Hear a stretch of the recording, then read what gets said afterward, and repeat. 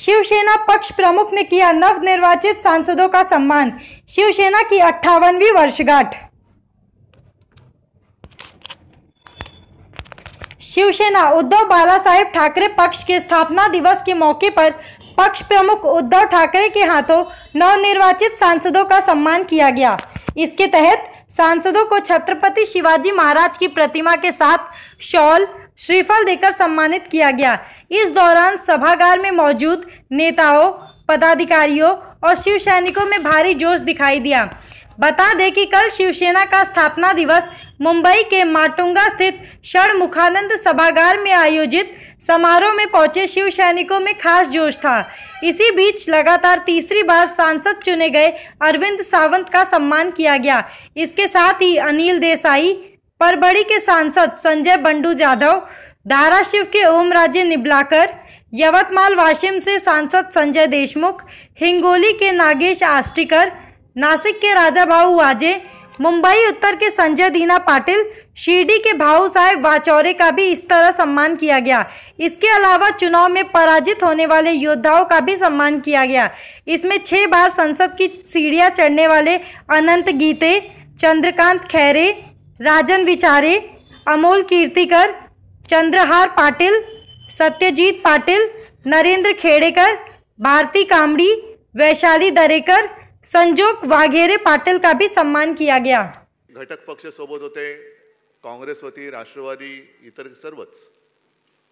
त्याच वेळेला मी सर्वांना धन्यवाद दिलेच आहे, पण आज पुन्हा एकदा शिवसेनेच्या वतीने ज्या ज्या देशभक्तांनी महाविकास आघाडीला आणि शिवसेनेला मतदान केलं, आशीर्वाद दिले, त्या सर्वांना, म्हणजे त्याच्यात माझे मराठी आलेच, हिंदू आलेच, दलितही आले, बौद्धही आले, मुसलमानही आले, ख्रिश्चनही आले, शीख सुद्धा आले, सर्व देशभक्तांना मी पासून धन्यवाद देतोय।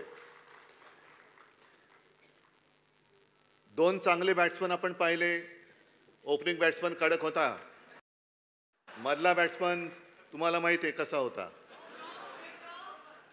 आणि अनेकदा माझी परिस्थिती ही शेवटचा जो कोण बॉलर असतो तो बॅटिंगला पाठवल्यानंतर कशी होते तशी होत झालेली आहे। म्हणजे आता रन झालेले आहेत, आता काय करायचं, मारायचा फटका, बसला बॉल तर बसला तर छकडा, नाही तर लकडा, पण लकडा कधी जाणार नाही, मारेल तर छकडाच मारेल। तुम्ही सर्वांनी माझं कौतुक केलेलं आहात। सगळं जे काही विजय झाला त्याचं श्रेय मला दिलेलं आहे, पण मी शून्य आहे। मी कधीही यशाचा मानकरी मीच आहे हे मी कधी मानणार नाही। यशाचे मानकरी, यशाचे धनी हे तुम्ही आहात। कारण शिवसेना प्रमुखांनी 2 गोष्टी मला सांगितल्या। आत्मविश्वास, जे सर्वांना सांगत होते की आपल्यामध्ये आत्मविश्वास असेल तर जगाच्या कोपऱ्यात कुठेही जा, तुला मरण नाही। पण आत्मविश्वास आणि अहंकार ह्याच्यामध्ये फरक आहे। आपल्यामध्ये आत्मविश्वास आहे, होय मी हे करू शकतो, मी यांना पाडू शकतो, हा आत्मविश्वास आहे। पण मी एकटाच हे करू शकतो, जगामध्ये दुसरं कोणीच करू शकत नाही, हा अहंकार आहे, जो मोदींमध्ये। निवडणुकीच्या निकालाचं विश्लेषण सुरू आहे। भाजपला तर तडाखा बसलेलाच आहे, पण तडाखा बसल्यानंतर पुन्हा एकदा बाजूच्या गल्लीत कसं न्यायचं, विषयांतर कसं करायचं हे त्यांना चांगलं कळले। म्हणून निवडणूक झाल्यानंतर ताबडतोब सुरू केलं की उद्धव ठाकरे हे पुन्हा मोदी सोबत जाणार, एनडीए मध्ये जाणार। जायचं?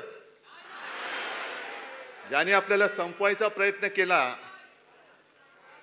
आपल्या माते समान शिवसेना खतम करण्याचा प्रयत्न केला, त्या नालायकांबरोबर पुन्हा जायचं? मी तुम्हाला सगळ्यांना विचारतोय।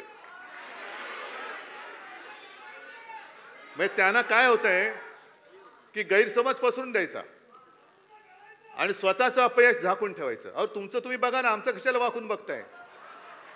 तुमचं काय काय उघडं पडलंय ते तुम्ही बघा, कशी तुमची वरपासून खालपर्यंत अगदी बरोबर काय बोललात, फाटले।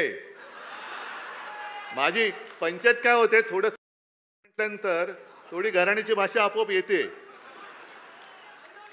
पण मग मग एक सभ्यतेचा तुम्ही शिक्का मारलात माझ्यावर, समानार्थी शब्द शोधावा लागतो. पण आता फाटलेला दुसरा समानार्थी शब्द नाही, त्याच्यामुळे फाटली ती फाटलीच आहे.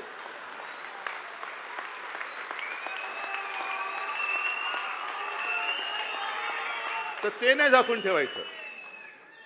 मग उद्धव ठाकरे एनडीएत जाणार, आता मध्ये कोणीतरी काढलं भुजबळ शिवसेनेत जाणार.